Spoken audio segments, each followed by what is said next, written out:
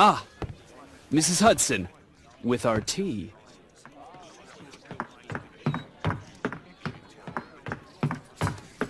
Not quite. We have a visitor. However, the lady is not so much angry as perplexed.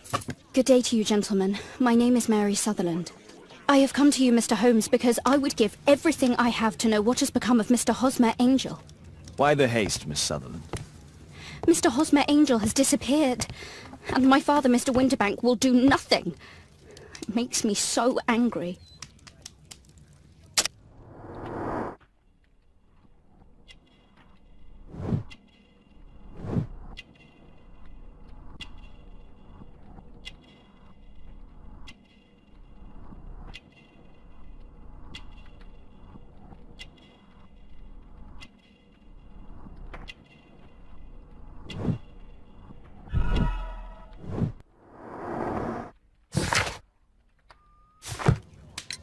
Mr. Windybank is your stepfather, surely, since the name is different? Well, indeed, I'd call him father, although he is barely older than myself. And your mother is alive? Oh, yes, although I wasn't best pleased when she married again, and so soon after father's death, and to a man so much younger than herself. What is your connection with Mr. Hosmer Angel? I met him at the gasfitter's ball. Mr. Winterbank did not wish for me and mother to attend. He never did wish us to go anywhere, but this time I was quite set on it. Fortunately, he left for France upon some business, and so didn't have any say in it. And I met Mr. Angel that night. We met again after that and would take walks together. But then father returned, and we could no longer meet. Why was your stepfather against your going anywhere? Well, he didn't like anything of that sort. He used to say that a woman should be happy in her own family circle. Did Mr. Hosmer Angel make no attempt to see you? Well, father was going off again in a week. And Hosmer wrote and said that it would be better for us not to see each other until father had gone. After that, he stopped writing. Where does Mr. Angel live? I don't know exactly. I address all of his letters to the Leadenhall Street post office for collection. Were you engaged? Oh yes, Mr. Holmes. Right after the first walk that we took. Do you have your own income? I do, from an inheritance. It was left to me by my Uncle Ned in Auckland. Then you have all that you could wish for, naturally. Well, I live at home and don't wish to be a burden to my family, so they have the use of the money. Is there anything else that you can tell me about Mr. Angel? He is a very shy man. He would rather walk with me in the evening, so as to be discreet. I put a missing persons notice in last Saturday's Chronicle. Here's a copy, and a letter from him. Ha-ha, a love letter. Yes, I see. As I anticipated, this validates my deductions perfectly. What deductions, Mr. Mr. Wilde. Holmes, tell her.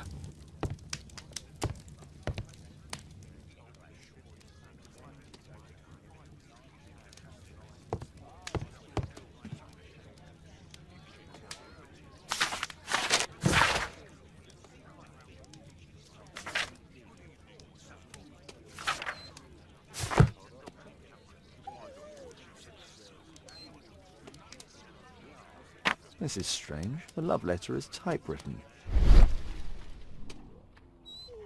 Fairly common ink, nothing special. Good quality paper, quite smooth. We had a wonderful time together, didn't we, while your father was in France? I'm waiting for the moment when your stepfather leaves once more. Miss Sutherland only met with Hosmer Angel while the stepfather was absent. Hosmer Angel decided not to leave his signature. Let's study this letter more closely. There are some letters with typographical defects. Miss Sutherland, do you have any other letters from Mr. Angel? Unfortunately not. But I've brought my father's letter from Paris. Here it is. The stepfather's letter is also typewritten. Quite common paper with a light yellow tint. Fairly common ink, nothing special. I hope that you'll be an obedient girl. Take my advice. Stay at home. Miss Sutherland's stepfather's signature. The stepfather is trying to keep the daughter at home. Let's study this letter more closely. There are some letters with typographical defects. Both letters have typographical defects. They merit further attention. This letter has a defect. It's the same letter with the same defect in both instances. One more letter with a defect. Another letter match with the same defects. One more letter with a defect. Another letter match with the same defects. So, based on the specific defects, we could say that these letters were composed on the same typewriter.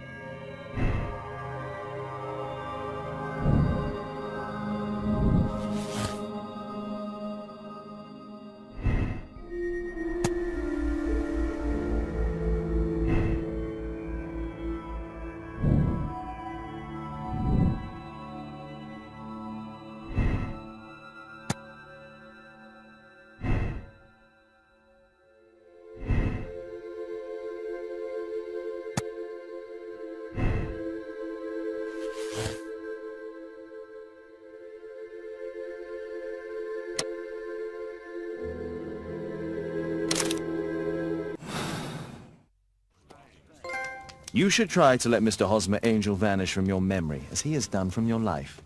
Then you don't think I'll see him again? I fear not.